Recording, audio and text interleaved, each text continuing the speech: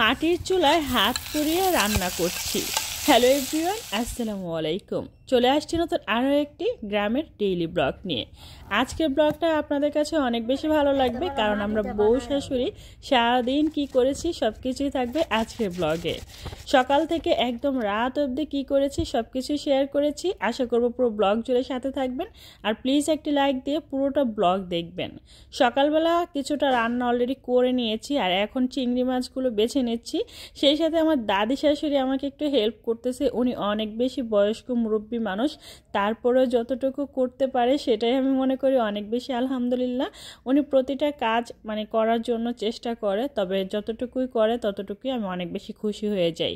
যাই হোক, চিংড়ি মাছগুলো খুব ভালোভাবে বেছে একদম ধুয়ে নিয়েছি। এখন একটা পাত্রের মধ্যে তুলে নিচ্ছি। দেখতেই পাচ্ছেন কত ছোট ছোট, তাই না? আর মাছগুলো আমি অনেকটা সুন্দর করে ধুয়ে নিয়েছি।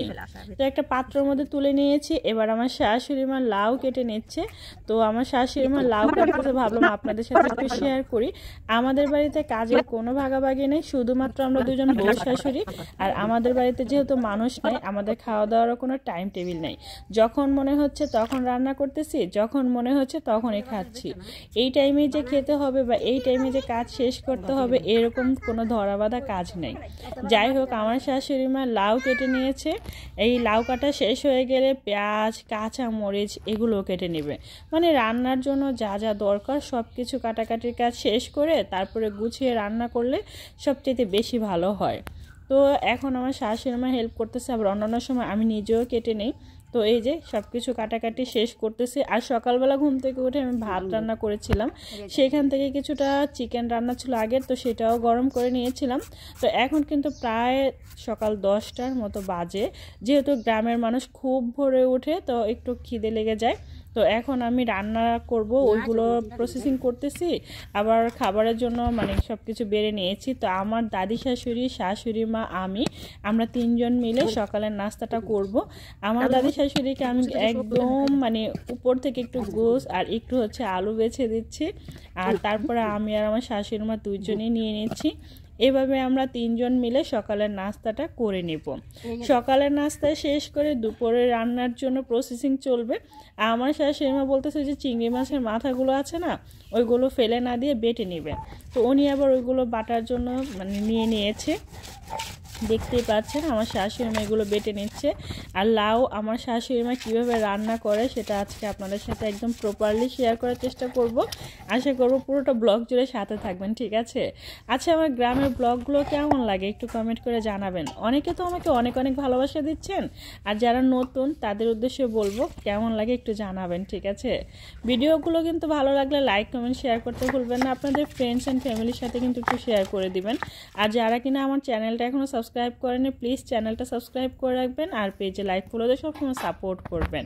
তো এই যে আমার শাশুড়ি মা পেঁয়াজ দিয়ে দিয়েছে তেলের মধ্যে। এবার এগুলো একটু সুন্দর করে ভেজে নেবে। আর ওই যে চিংড়ি মাছ যে মাথাগুলো বেটেছিল তার মধ্যে কিছুটা পেঁয়াজও বেটেছিল, তো ওইগুলোর মধ্যে আরও কিছু চিংড়ি মাছ দিয়ে সব ধরনের মশলা দিয়ে দিচ্ছে। আর এদিক দিয়ে এটাও নাড়াচাড়া দিচ্ছে। আর আমি তো ক্যামেরাম্যান হয়ে সুন্দর করে বসে আছি। তো আমার শাশুড়ি মা এই যে লাউ তরকারিটা রান্না করতেছে। সব সময় শুধু তরকারি অনেক বেশি থাকে, তো আজকে শুধুমাত্র এই চিংড়ি মাছ দিয়ে লাউ তরকারি রান্না হবে। মশলাটা খুব ভালোভাবে কষিয়ে তারপরে দিয়ে দিচ্ছে লাউ।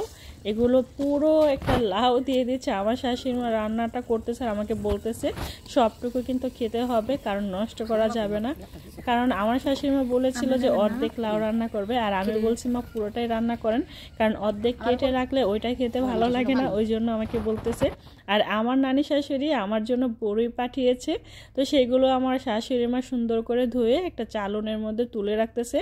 আর আমি যেটা করতেছি, ভিডিও করতেছি, আবার আমার হাজব্যান্ডের সাথে ফোনেও কথা বলতেছি।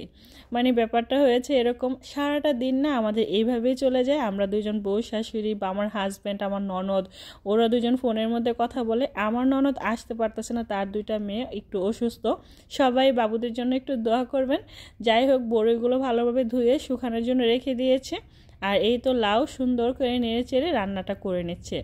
আমার শাশুড়ি মা কীভাবে যেন লাউ রান্না করে, যখন অনেকটা হয়ে আসে তখন এখানে কিছুটা পেঁয়াজ আর কাঁচা মরিচ আধো বাটা করা সেটা দিয়ে দেয়।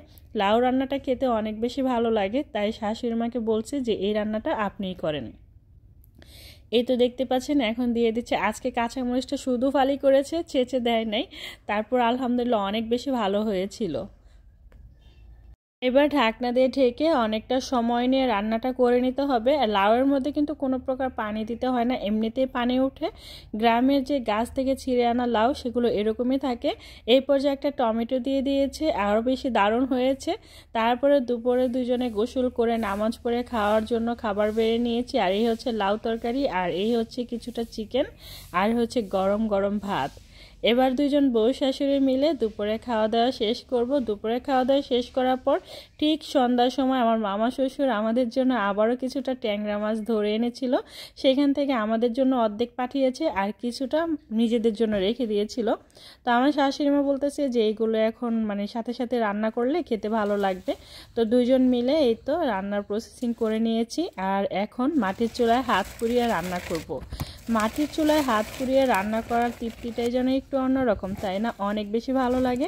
মাটির চুলার রান্নার খাবারের স্বাদ যেরকম, রান্না করার মজাও সেরকম। তো এই যে আমার শাশুড়ি মা রান্না করতেছে আর আমি সুন্দর করে বসে আছি, কারণ কোটাকাটি সব কিছু গুছিয়ে দিয়েছি। এখন শুধু আমার শাশুড়ি মা রান্নাটা করবে আর আমি সাথে বসে আছি। আমার শ্বশুর বাড়িতে খুব বেশি একটা মানুষ নেই, তাই আমরা দুজন বউ শাশুড়ি যখন যেটা মন চায় তখন সেটাই করি। আর এইভাবেই চলে যায় আমাদের সারাটা দিন। চুলোর জালটা ধরিয়ে এবার চুলায় একটা ফ্রাই প্যান বসিয়ে দিয়েছে, মানে একটা কড়াই। তারপরে এখানে পরিমাণ মতো তেল দিয়ে দিয়েছে। তেল দেওয়া হয়ে গেলে দিয়ে দিচ্ছে পেঁয়াজ আর কাঁচামরিচ কুচি। দুইটা আমি একসাথেই কুচি করে রেখেছিলাম, তাই দুইটা একসাথেই দিয়ে দেওয়া হয়েছে। এবার এগুলো খুব ভালোভাবে ভেজে নিচ্ছে। আমার শাশুড়ি মা এই পর্যায়ে দেখতেছে তেল কি কম হয়েছে কিনা, কারণ তেল কম হলে আবার মাছ ভুনা খেতে ভালো লাগে না।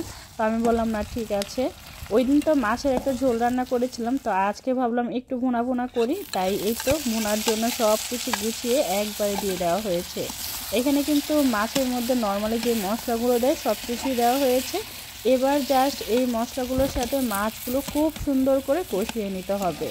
খুব ভালোভাবে কষিয়ে পরিমাণ মতো পানি দিয়ে দিব, যাতে করে এই মাছটা একদম মাখো মাখো কষা কষা ভুনা বলে না, ওই রকম হবে।